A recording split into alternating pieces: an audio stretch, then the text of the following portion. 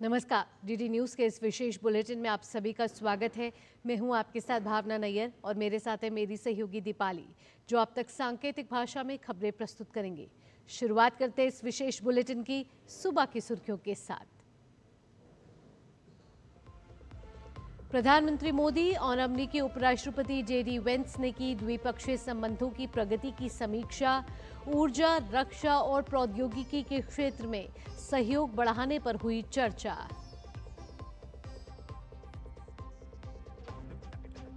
Saudi अरब की यात्रा से पहले प्रधानमंत्री मोदी का बयान।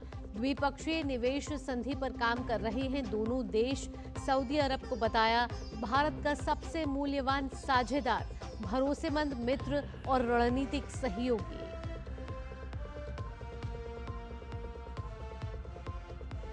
एक देश एक चुनाव पर संयुक्त संसदीय समिति की बैठक नई दिल्ली में आज।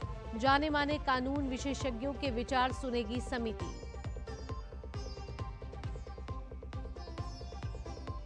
पश्चिम बंगाल में लंबे समय से हो रही हिंसक घटनाओं के बाद राष्ट्रपति शासन की मांग तेज। आज सुप्रीम कोर्ट में होगी सुनवाई।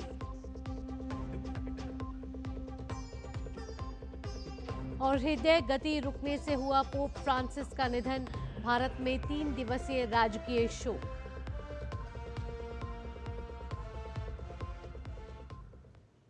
अब खबरें विस्तार से। अमेरिका के उपराष्ट्रपति जेडी वेंस 4 दिन के भारत दौरे पर हैं।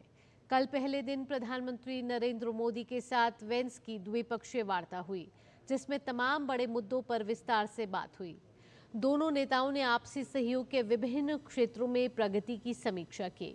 उन्होंने दोनों देशों के लोगों के कल्याण पर केंद्रित पारस्परिक रूप से लाभकारी भारत अमेरिका द्विपक्षीय व्यापार समझौते के लिए वार्ता में महत्वपूर्ण प्रगति का स्वागत किया। साथ ही ऊर्जा, रक्षा, प्रौद्योगिकी समेत अन्य क्षेत्रों में सहयोग बढ़ाने की दिशा में सहमति जताई। दोनों नेताओं ने आपसी हित के विभिन्न क्षेत्रीय और वैश्विक मुद्दों पर भी विचार विमर्श किया। साथ ही संवाद और कूटनीति के सहारे आगे बढ़ने पर बल दिया। बातचीत के दौरान पीएम ने अपने सफल अमेरिका दौरे को याद किया। पीएम ने राष्ट्रपति ट्रंप के लिए शुभकामनाएं भेजी और इसी वर्ष उनके भारत दौरे को लेकर उत्सुकता व्यक्त की। प्रधानमंत्री नरेंद्र मोदी आज से सऊदी अरब की 2 दिन की सरकारी यात्रा पर रवाना होंगे। वे क्राउन प्रिंस और प्रधानमंत्री मोहम्मद बिन सलमान के निमंत्रण पर वहां जा रहे हैं। पीएम मोदी की ये तीसरी सऊदी अरब की यात्रा होगी।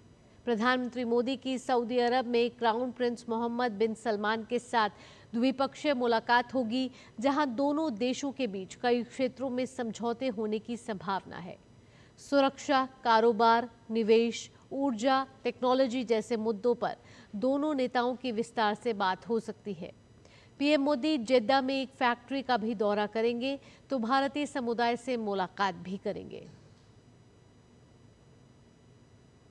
अगली खबर का रुख करते हैं। प्रधानमंत्री नरेंद्र मोदी ने सऊदी अरब के साथ भारत के बढ़ते संबंधों की तारीफ की है। प्रधानमंत्री ने अरब न्यूज़ को दिए एक साक्षात्कार में ये कहा कि सऊदी अरब एक विश्वसनीय मित्र और रणनीतिक सहयोगी है। पीएम मोदी ने कहा कि हमारी साझेदारी की असीम संभावनाएं हैं। एक अनिश्चितताओं से भरी दुनिया में हमारा बंधन स्थिरता का एक स्तंभ है।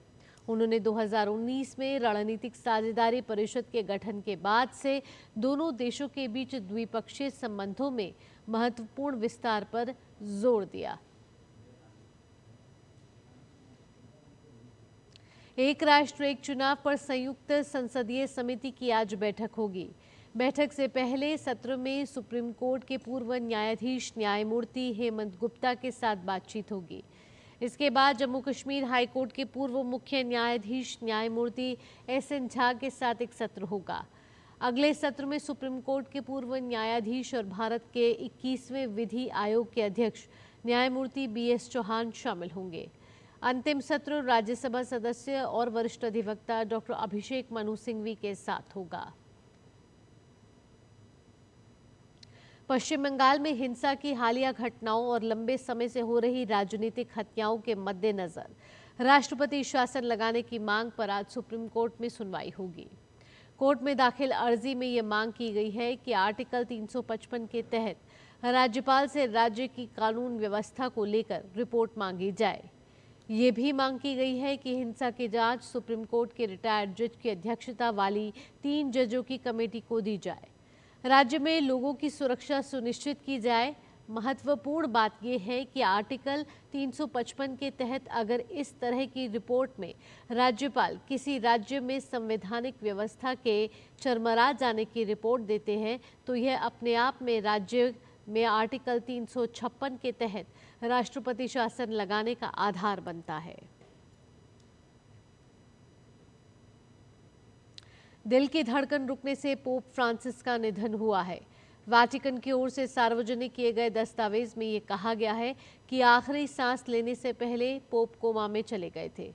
उनके निधन पर प्रधानमंत्री मोदी ने दुख जताया है। भारत सरकार ने देश में 3 दिन के राजकीय शोक की घोषणा की है। गृह मंत्रालय के अनुसार राजकीय शोक का पहला चरण 2 दिन का है, जो आज और कल लागू रहेगा। तीसरा दिन पोप फ्रांसिस के अंतिम संस्कार के दिन मनाया जाएगा। इस दौरान पूरे भारत में उन सभी इमारतों पर राष्ट्रीय ध्वज आधा झुका रहेगा जहां इसे नियमित रूप से फहराया जाता है।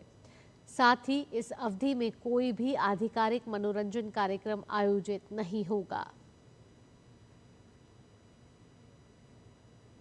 हार्वर्ड यूनिवर्सिटी ने प्रस्तावित फंडिंग कटौती में अरबों डॉलर को रोकने पर ट्रंप प्रशासन के खिलाफ संघीय अदालत में मुकदमा दायर किया है। ये मुकदमा उस विवाद का हिस्सा है जो पिछले हफ्ते तब और बढ़ गया जब हार्वर्ड विश्वविद्यालय ने ट्रंप प्रशासन की मांगों की सूची को अस्वीकार कर दिया। ट्रंप प्रशासन ने स्कूल में विविधता की पहल को रोकने और यहूदी विरोधी भावना से निपटने के लिए यह सूची भेजी थी। हार्वर्ड के अध्यक्ष एलन एम गार्बर ने विश्वविद्यालय समुदाय को लिखे पत्र में कहा कि सरकार के इस मनमाने रवैये के परिणाम गंभीर होंगे। साथ ही उन्होंने कहा कि फंडिंग रोकने के कारण महत्वपूर्ण शोध कार्य बुरी तरह से प्रभावित हुए हैं। इनमें बाल चिकित्सा, कैंसर, अल्जाइमर और पार्किंसन रोग पर अध्ययन शामिल है। अमेरिकी राष्ट्रपति के कार्यालय व्हाइट हाउस ने अभी तक इस मुकदमे पर कोई टिप्पणी नहीं की है। कर्मचारी भविष्य निधि संगठन यानी कि ईपीएफओ ने फरवरी 2025 के लिए पेरोल डेटा जारी किया है, जिसमें 16.10 लाख सदस्यों की वृद्धि हुई है। साल दर साल विश्लेषण से पता चलता है कि फरवरी 2024 की तुलना में पेरोल वृद्धि में 3.99% की वृद्धि हुई है, जो रोजगार के अवसरों में वृद्धि और कर्मचारी लाभों के बारे में बढ़ती जागरूकता को दर्शाता है।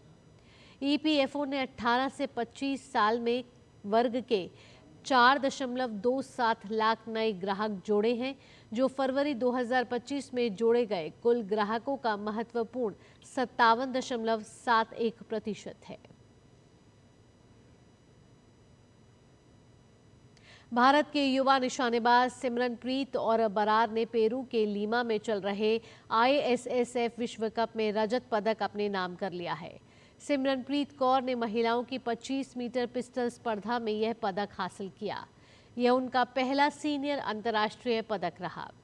वहीं फाइनल मुकाबले में ओलंपिक पदक विजेता मनु भाकर और ईशा सिंह पदक से चूक गए।